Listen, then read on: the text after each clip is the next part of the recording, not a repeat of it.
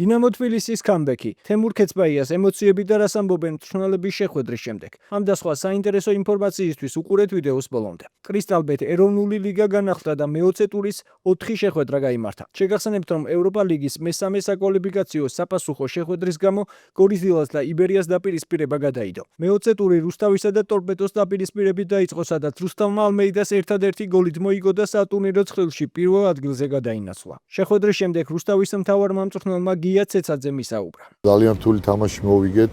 ისე დაემთხვა სამწუხაროდ, რომ ორი ფეხბურთელი წამყვანი ტრამირებული ყავს. ამ თამაშიც ტრამირებულები იყვნენ, ორი კიდე არ ყავდა, ფაქტობრივად 4 მოთამაშე გვაკლდა, მაგრამ ჩვენი ბიჭები სასიკადულოდ უნდა ითქვას და მადლობა ღმერთს პირველ რიგში, რომ ტაქტიკურად რაც დავგეგმეთ, ის გამოვიდა. ცოტა ადრე მოგვიწია ჩაკეტვა თამაშის, 5 წელზე გადასვლა, მაგრამ ეგეც გარემოებებია, იქიდან გამომდინარე მოხდა, რომ ტორპედო ძალიან კაი გუნდია, შეცვლები გააკეთეს და დაამატეს ძლიერი ფეხბურთელები და მაგից გამოჩნდა, რომ მადლობა ღმერთს სწორი იქებით, იმიტომ რომ ბევრი მომენტი შეგვექმნა შესაძლებელი გოლის, რაც 5-4-ზე გადავედით. რა თქმა უნდა, ძალიან ბედნიერები ვართ, კმაყოფილები ვართ, კიდევ ერთი დიდი ნაბიჯი გადავდგით, რომ წინ გავიწიოთ. გრძელდება ბრძოლა, ურთულეს თამაშებია, დინამო ძალიან ძლიერი გუნდი და ასე შემდეგ. საინტერესო გამოდგა დინამო ბათუმის და გაგრას დაპირისპირება, რომელიც 2-2 დამთავრდა. აღსანიშნავია, რომ დინამო ბათუმის შეხვედრის პირველ ტაიმს 2 ბურთით იგებდა, თუმცა მეორე ტაიმში გაგრამ წონასწორობა აღადგინა და სტუმრად ქულის მოპოვება შეძლო. შეხვედრის შემდეგ მედიასთან ორივე გუნდის მთავარმა მწვრთნელმა ისაუბრა. მათ მოსმენამდე დაალაიქეთ ვიდეო და გამოიწერეთ არხი, რომ მალე ავიდეთ 100,000 გამომწერზე. პირველ ტაიმი 100 თუ ისე კარგად ვითამაშეთ, მეორე ტაიმში ავგავდით ჩვენ თავს და დავმარცხდით მეორე ტაიმი. რეანობაში ქულა ავიღეთ, აიც ორივენაირად შეიძლება დამთავრებულიყო, უბრალოდ მე მგონია, რომ მაინც უკეთესები ვიყავთ და მოგვიგო. მაგრამ 90 წუთია თამაში და მე ვფიქრობ, რომ არ გვაყო კონცენტრაცია. ბოლომდე რომ მიგვიყვანა ის უპირატესობა რაც გვაქვს. რაღაც დრო დაგვჭირდება, იმიტომ რომ ჯერ შორს ვარ. ვინც არის მინდორზე და ტრამვა არ აქვს, ისიც შორს არის ოპტიმალური ფორმიდან, ბევრი ყველაზე არ მაქვს საუბარი და ბევრი ფეხბურთელია ისეთი, რომელსაც ტრამვა აქვს. ოპტიმალურად ალბათ სანაკრებო პაუზის შემდეგ გავიგებთ. სეზონის სტარტი იყო, ხა რაც პაუზა იყო, იმის შემდეგ პირველი თამაშია და იგრძნობოდა ეს დაძაბულობა ბიჭებშიც და ჩვენ შეგვეტყო პირველ ტაიმში 2 გოლი გავუშვით და მაგრამ ჩემი ბიჭების და ჩემი გუნდელების სასახელოდ შეგვიძლია ის ვთქვათ, რომ უკვე აი მეორე ტაიმში ის გარდატეხა შევიტანეთ თამაში, გოლიც გავიტანეთ და შევძელით თამაში შემოტრიალება. ბათუმის დინამოსთან ყოველთვის რთულია თამაში, მით უმეტეს ამ სტადიონზე გასვლა, ეხლა ახალი გუნდი არის, ბევრი ტრანსფერი გააკეთეს. აი ესე დამგვარად შემიძლია ვთქვა, რომ მაინც გამოგვივიდა თამაში მეორე ტაიმის ყოლობას. ბიჭებს ყველას გვეტყობა, რომ აი რაც შეგვიძლია და როგორც შეგვიძლია მოედანზე ბოლომდე ვიხარჯებით და ბოლომდე ვდებ და აი ესე თქვა ცოტა გვიმართლებს კიდე ესე რომ ვიხარჯებით ჩემი აზრით. და კიდევ ერთხელ მინდა მადლობა გადაუხადო გულშემატკივარს აქ შეკრებილს, იმიტომ რომ ძალიან კარგი ფონი შექმნეს და ეს ფეხბურთს ძალიან უხდება. პირველი ტაიმი ცუდი გამოგვივიდა, მაგრამ ჩვენ გვჯეროდა გუნდის და შევეცადეთ მეორე ტაიმში რაღაც შეგვეცვალა და ეს გამოგვივიდა. დიდი შედეგი შეცვლებმაც გამოიღო და რაც მთავარია, ბოლომდე გვჯეროდა მთელ გუნდს. ბოლომდე ვიბრძოლეთ და რა თქმა უნდა, ამანაც თავის შედეგი გამოიღო. მე-20 ტურში გაიმართა მეშახტეს და სამგურალის დაპირისპირება, რომელიც სტუმრებმა 1-2 მოიგეს. ამ შეხვედრას მე-6 წუთიდან კანთარიას გოლით მასპინძლები იგებდნენ, თუმცა მალევე შერგელაშვილის შორეული დარტყმით სამგურალმა წონასწორობა აღადგინა. გამარჯვების გოლი კი 98 წუთზე ირაკლი სირაძემ გაიტანა. ამ ტურის ბოლო შეხვედრაში კი სპაერმა დინამო თბილის უმასპინძლა და 1-2 დამარცხდა. აღსანიშნავია, რომ სპაერმა კოხრეიძის გოლით პირველი ტაიმი მოიგო, თუმცა მეორე ტაიმში დინამო თბილისმა კაკაშვილის სადებიუტო გოლით წონასწორობა აღადგინა. გამარჯვების გოლი კი მათე ვაწაძემ გაიტანა. ამ გამარჯვების მნიშვნელობაზე შეხვედრის შემდეგ დინამო თბილისის მთავარმა მწვრთნელმა თემურ ქეცბაიამ ისაუბრა. პირველ რიგში ეს თამაში იყო, ჰაერი ვიჭირდებოდა, არა მარტო იმისათვის, რომ თამაში მოგეგოდა,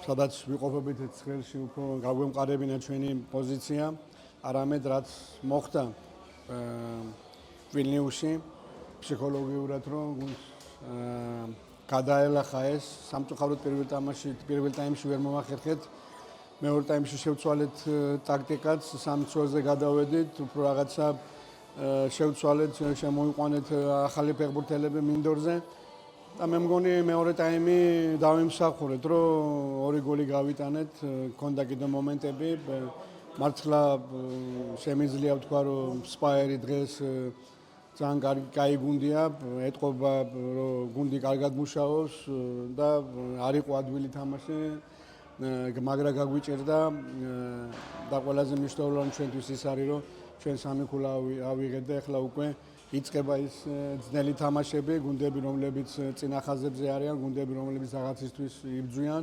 ამიტომ ჩვენ უნდა მოვიზადოთ ერთ კვირაში რომ გუნდის აქვე იმას ჩემპიონატის ლიდერს ვხვდებით რუსთავს. გუნდი რომელიც მე ვიტყოდი სამაგალითო გუნდია, იმიტომ რომ ძალიან კარგი მუშაობა მიმდინარეობს ამ გუნდში.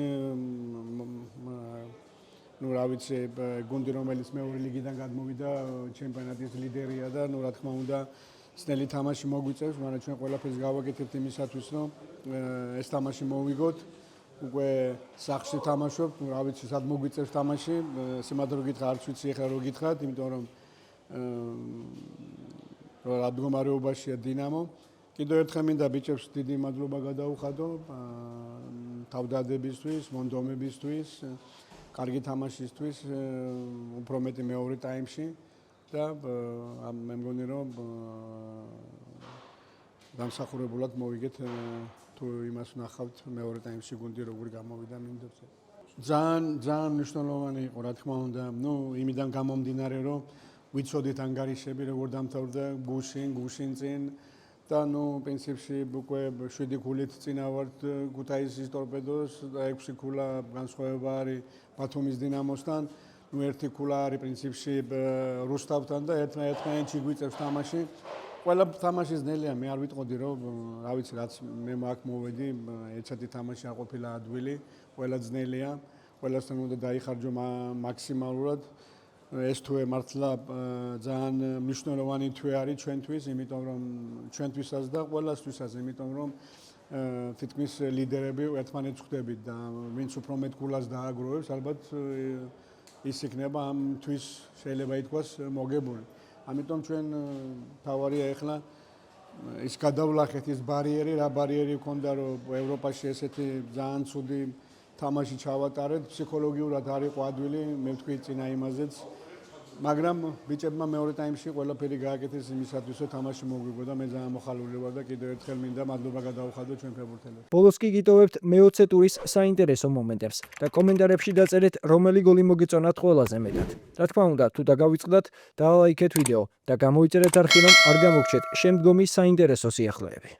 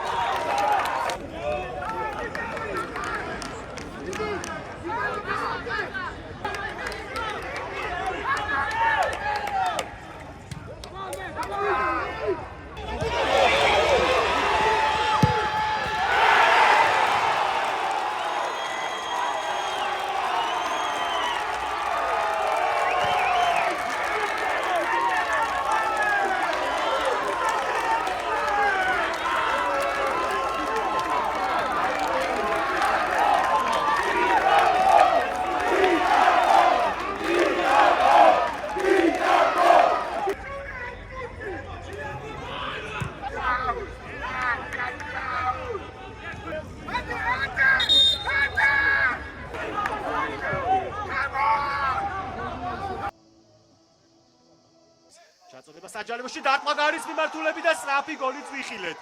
აი ასე. დაწინაურდა ყიბულის მეშახტე და გათამაშება შერგელაშვილი. ძალიან შორიდან დაარტყა და გაიტანა ლაშა შერგელაშვილმა. დაახლოებით 35 მეტრიდან შერგელაშვილმა ჩვეულ სტილში მოახერხა ანგარიშის გათანაბრება. ძალიან შორი დისტანციიდან გოლი, რომლის ავტორიც გახლავთ ლაშა შერგელაშვილი. ხო მიწვადა ტრაექტორია და პლუს ამას ჯეც შოვნაძის წინ დაეცა ბუთი და ლაშა შერგელაშვილი ყველაფერმა ერთოფლიობაში მეკარე ძალიან გაურთულა საქმე. ცენტრისკენ დაარტყა შორი მანძილიდან შოვნაძე გაუვარდა ბურთი ხელიდან და სამგურალი მაინც ახერხებს გოლის გატანას. ირაკლი სირაძე, აი ამაზე ვსაუბრობდი. მეშახტეს კიდევ ერთხელ გაუტანა და დიდი ალბათობა იმისა, რომ ეს გოლი იყოს გამარჯვების მომტანი. დაერტყა კარის მიმართულებით შოვნაძეს. გაუჭირდა ამ ბურთის მოგერიება, არა და არისო ისეთი დარტყმა რომ გასჭირვებოდა, მაგრამ ფაქტი ისაა, რომ ახლა წყალდობო სამგურალი ანგარიში დაწინაურდა. მაინც მოახერხა ბურთის ჩაჭრა და ბავაზ მარჯვენა ფრთა, რომელიც აქტიურია დაწყის წუთებში დინამოსთან მხარეს, კიკიდაძის ჩაწოდება. ლაუ კიკიდაძეს მივიდა ბურთი, მორიგი ჩაწოდება და მანდრიჩენკოს ამ სეზონში მესამედ გააქვს გაგრას კარში გოლი. განმეორებით ეს ეპიზოდი აქ კი განმუხტეს.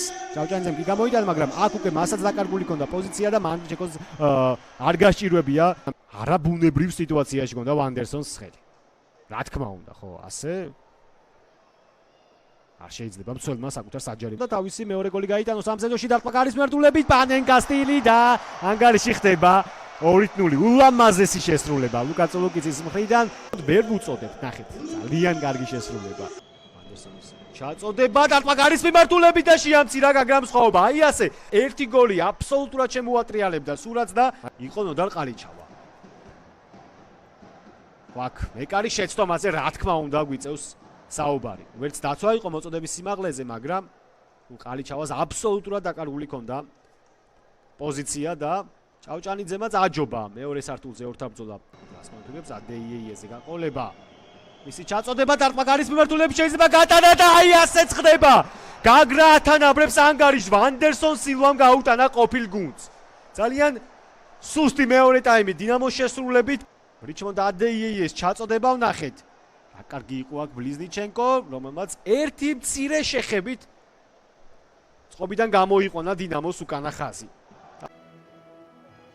კლუბია, რომელსაც კარგი სეზონი აქვს, მათთან გამარჯვება და შემდეგ უკვე სპაერიკის ნაბერთ ეროვნული ლიგის წარმომადგენელი გუნდი. აქ ჩაწოდება საჯარიმოში არის მომენტი ძელი და კიდევ ერთი კუთხური პირველ ანისგან ასხლეტილი ბურთი მე მგონი გაშლილ ხელში ხვდება, კი, გაშლილ ხელში ხვდება ნადარაიას. არის თუ არა პენალტი? არის, როგორც ამბობს ჯენერი ხორავა და მისი ხელის მოძრაობა, რაც ნიშნავს იმას, რომ რუსთავს მატჩის პრინციპში დებიუტშივე, საწყის წუთებშივე შეუძლია წინ გასვლა და დაწინაურება. ოტელენა აბიჯებით მიდის ბურთისკენ, აი ახლა აჩქარდა და ძალიან კარგადაც შეასრულა სოუზამ ეს ეპიზოდი. ჟანის მეექვსე გოლი და რუსთავი აქტიურად დაწყებულ მატჩში სწრაფი გოლით ახერხებს წინ გასვლას. და ტემპს აი ამ ეპიზოდში იქამდე დაიძრა და მერე უკვე რბილი შეხებით მოატყუა პრინციპში ოთო გოშაძე და მოათავსა ბურთი მისგან საპირისპირო მიმართულებით კარის ბადეში.